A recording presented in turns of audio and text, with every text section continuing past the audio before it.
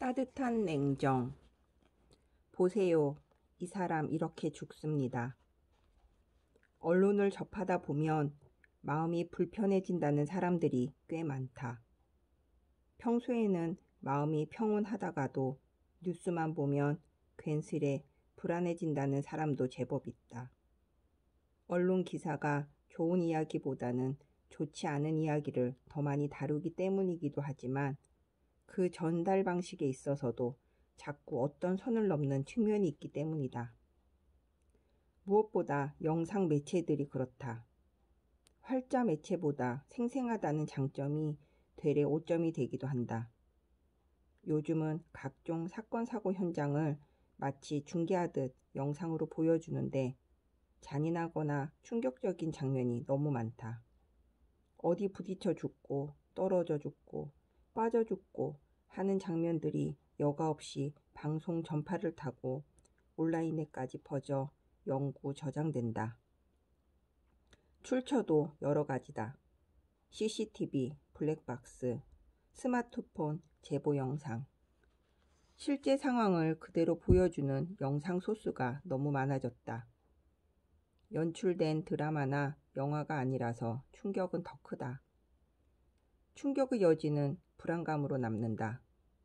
언젠가 나도 당할 것만 같고 내 가족도 저럴 것 같다는 불안감이 스멀스멀 마음을 비집고 들어온다. 반복해서 보다 보면 마치 외상후 스트레스 증후군처럼 일종의 우울증세마저 생길 수 있다. 그러거나 말거나 매체들은 충격적인 영상을 더 확실히 주입시키려고 화면을 확대하고 슬로모션도 걸어가며 가진 효과를 가미한다.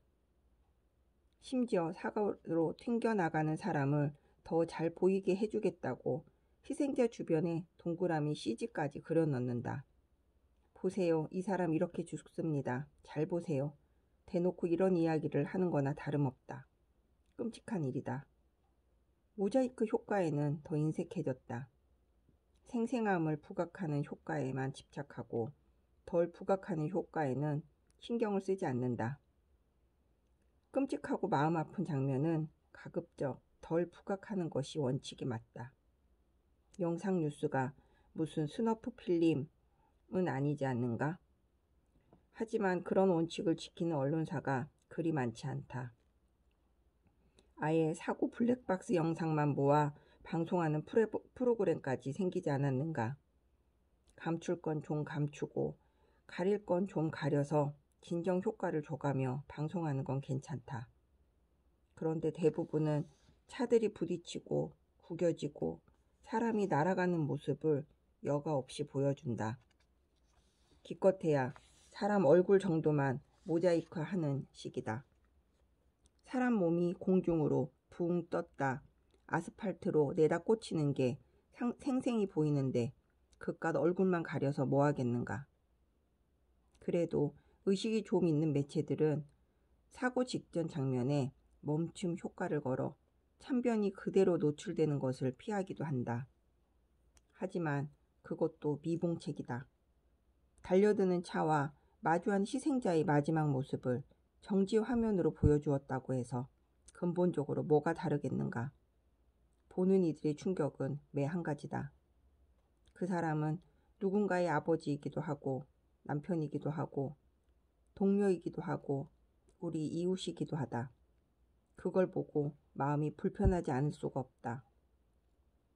2018년 국내 한 지방공항에서 과속으로 달리던 외제차가 손님을 내려주고 잠시 택시 밖으로 나온 기사를 들이받는 사고가 있었다. 빠른 속도로 달리는 차량의 모습이 블랙박스 영상으로 공개되어 국민적 공분을 사기도 했다. 개인적으로 그 사건 보도도 상당히 마음에 들지 않았다. 아무리 얼굴에 모자이크 처리를 하고 충돌 직전에 영상을 정지시켰다고 해도 0.1초 뒤면 공중으로 날아갈 피해자의 모습을 이미 많은 시청자들이 연상하고 난 뒤였다. 눈으로 본 거나 진배 없다. 더 빨리 멈추었어야 했다.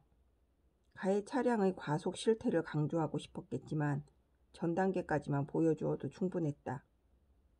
차량이 빠른 속도로 램프를 올라타고 커브를 트는 딱 그 정도 선까지만 보여주어도 되었다. 그런데 굳이 화면 프레임 안으로 택시가 들어오고 그 택시 옆에 서 있던 기사까지 또렷이 등장한다. 얼굴만 모자이크로 가렸지 참극의 주인공이 온 국민 앞에 오롯이 공개된 거나 다름없다. 그걸 남녀노소 모두가 다 봤다. 누가 부딪히고 누가 날아갈지 생생히 목격하였다. 이런 건 결국 트라우마로 남는다. 언론발 트라우마라는 게 분명히 존재한다. 이불 밖은 위험해라는 말이 있다. 뉴스를 보다 보면 그 소리가 절로 나온다는 사람들이 있다. 교통사고도 그렇지만 범죄 보도는 더 심각하다. 사람을 때려 눕히고 찔러 죽이는 스너프 수준의 영상들이 전파를 타기도 한다. 교통사고나 재해는 거기 비하면 수위가 낮은 셈이다. 상상해보라. 아침에 자고 일어나자마자 휴대전화를 열었더니 포털 일면에 사람 죽이는 영상 보도물이 떠있다고 말이다. 흉기와 폭력이 난무하는 실제 상황이 CCTV 화면으로 낱낱이 공개되고 그걸 나도 모르게 열어봤다고 말이다. 그럼 그 하루는 살인과 함께 시작하는 거나 마찬가지다. 끔찍하지 않은가? 평온해야 할 아침을 그렇게 맞이하다니. 아침 아니라 밤이라 해도 다를 게 없다. 자기 전에 그런 걸 보고 잠들면 꿈에 나오지 않으리란 법이 없다. 그래서 언론은 좀 자제할 필요가 있다. 아니, 좀이 아니라 많이 자제해야 한다. 요즘은 매체가 많아져서 경쟁이 더 치열해졌고 자제가 힘들어진 상황이란 것도 주지 사실이기는 하다. 그러나 그건 언론의 사정이지 대중의 사정이 아니다. 우리가 힘들어서 그럴 수밖에 없다고 대중들에게 그냥 받아들이라고 말할 권리는 없다. 언론은 곧 죽어도 본령을 지켜야 한다. 내가 몸담은 회사에서도 이런 문제에 대해 꽤 많은 고민을 했다. 아무래도 공영방송이다 보니 민간 매체들보다는 상당히 조심스러울 수밖에 없다. 그래도 간혹 수위를 넘는 일이 있을 수 있다. 그럴 때는 시청자들이 자꾸 지적해야 한다. 전화도 걸고 메일도 보내고 댓글도 달아서 항의해야 한다. 당신들이 잘못했다. 그래선 안 된다. 따끔히 각성시켜야 한다. 공영방송뿐 아니라 다른 매체들에게도 마찬가지다. 그 매체의 보도가 사람 마음을 필요 이상으로 불편하고 불안하게 만들었다면 따져야 한다. 언론의 주인은 언론사나 기자가 아니라 궁극적으로 대중이기 때문이다. 요즘은 특히나 매체 간 생존 경쟁이 과열되다 보니 자칫 대중들이 고삐를 느슨히 풀어주는 순간 언론은 날뛰는 망아지가 될 수 있다.